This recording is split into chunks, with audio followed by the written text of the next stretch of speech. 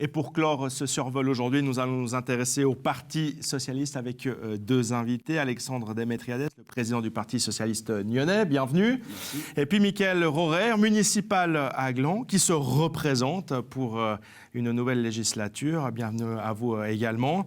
À Nyon, Alexandre Démétriades, deux municipales qui sont en place se représentent pour un nouveau mandat. Fabienne Frémont-Canton et Stéphanie Schmutz. Vous êtes confiants quant à leur réélection ? Alors, on est relativement confiant quant à leur élection et surtout, on n'a pas envie non plus de s'asseoir trop sur notre vision interne de leur bilan parce que nous, on le voit tous les mois, on leur parle très souvent et on voit concrètement quel est le travail qui est fait. Notre but maintenant, c'est vraiment d'aller présenter ce bilan parce qu'on en a peut-être peu parlé dans la presse, ce qui a été fait surtout au niveau de l'urbanisme, des choses fondamentales, et au niveau de département que Mme Schmutz gère, donc ce qui concerne les écoles et le sport. Il y a vraiment des grosses choses qui ont été faites et malheureusement, peut-être qu'on a un peu trop parlé des problèmes liés à la mobilité et ça a occulté des choses qui allaient être faites sur le long terme et qui étaient très importantes. Et notre enjeu, c'est d'aller défendre ce bilan auprès de la population.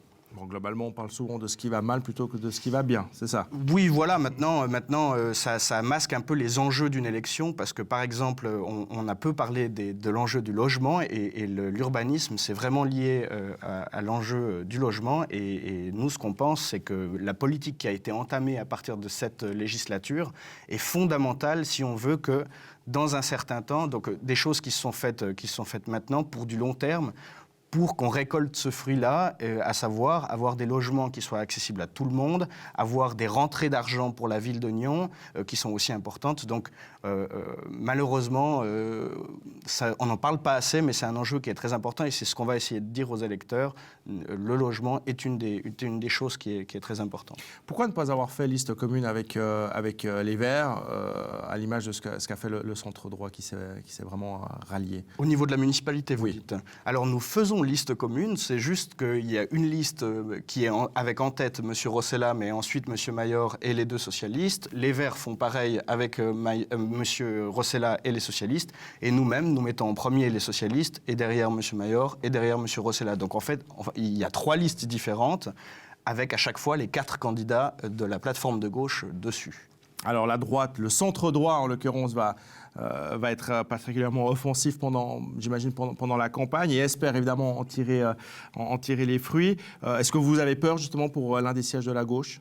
Écoutez, franchement, nous, ce qu'on dit déjà depuis un certain temps, c'est que c'est une alliance. Alors, il s'appelle le centre droit, mais je ne vois pas en quoi cette alliance représente du centre droit. Nous, ce qu'on dit, c'est que c'est plutôt une droite, voire une droite populiste, avec l'alliance qui est faite avec l'UDC.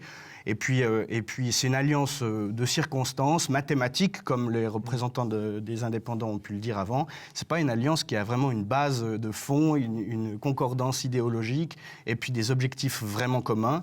Donc, a priori, si on fait une bonne campagne, la plateforme de gauche, et qu'on défend ce bilan dont je parlais tout à l'heure, normalement, on devrait réussir à maintenir nos 4 sièges à la municipalité. Alors, à Gland, Mickaël Rorer, vous êtes le seul candidat de gauche. On l'avait déjà évoqué. Là, voilà, c'est officiel, c'est fait. Vous ne sentez pas un peu trop seul, justement ? C'est clair, il y a une certaine frustration. J'aurais bien aimé qu'on soit 2 au minimum sur la liste. Après, ça n'a pas été possible pour des raisons professionnelles, pour les gens qui étaient papables chez nous. Donc, je vais y aller tout seul. Alors, pour autant que la gauche se mobilise, ce qui devrait quand même être le cas, vous bénéficiez quand même d'un électorat assez large. Ça devrait quand même vous permettre, du coup, d'être élu dès le premier tour, peut-être même déjà ? Oh, je crois qu'à Gland, c'est très rare les cas où les gens sont élus au premier tour, donc je ne pense pas. Effectivement, ce rassemblement des forces de gauche va sûrement m'apporter des voix complémentaires. Donc j'espère avoir de bonnes chances, mais il ne faut jamais vendre la peau de l'ours avant de l'avoir tué. Alors les Verts et le POP vous soutiennent, vous le sentez, ce soutien aussi de la part des différents partisans de ces deux partis ? Oui, alors c'est clair qu'au niveau des échos, on le sent, on voit quand même que cette union va nous amener quelque chose au niveau non seulement du conseil communal, mais aussi de la municipalité. Alors actuellement, si on prend la gauche dans son ensemble, 15 élus socialistes au conseil communal, 8 Verts, ça fait 23, et vous présentez 18 candidats sur votre liste du conseil communal. Quand on voit ça, on est un peu surpris, on a l'impression que vous partez avec finalement moins de candidats que ce que vous avez actuellement au conseil. C'est effectivement le cas. Alors, on a eu certains problèmes de recrutement. Je crois qu'on n'est pas le seul parti à avoir des problèmes de recrutement. C'est un peu partout comme ça. Maintenant, si on fait 23 sièges, on retrouvera les candidats nécessaires pour venir siéger. Ils n'auront pas eu besoin de faire une campagne. Donc, je pense que ça devrait jouer à ce niveau-là. Mais on arrive à les trouver comme ça, tout d'un coup, si on a un siège disponible, vacant, on arrive à trouver... Oui, on a eu certaines personnes qui étaient intéressées, puis qui ont hésité, qui ne se sont pas décidées. Donc, je pense que ces personnes-là, si le siège est là, je pense que ça devrait pouvoir se faire sans trop de problèmes. Eh bien, bonne chance à vous également, évidemment, tant du côté de Nyon que de Gland. Et comme pour tous ces candidats, rendez-vous le 28 février pour les résultats de ce premier tour à la municipalité et puis aux différents conseils communaux. Voilà donc pour cette large page consacrée à la vie politique locale ainsi qu'aux élections communales. Nous continuerons évidemment à suivre cette campagne de près tout au long de ces prochaines semaines. Mais pour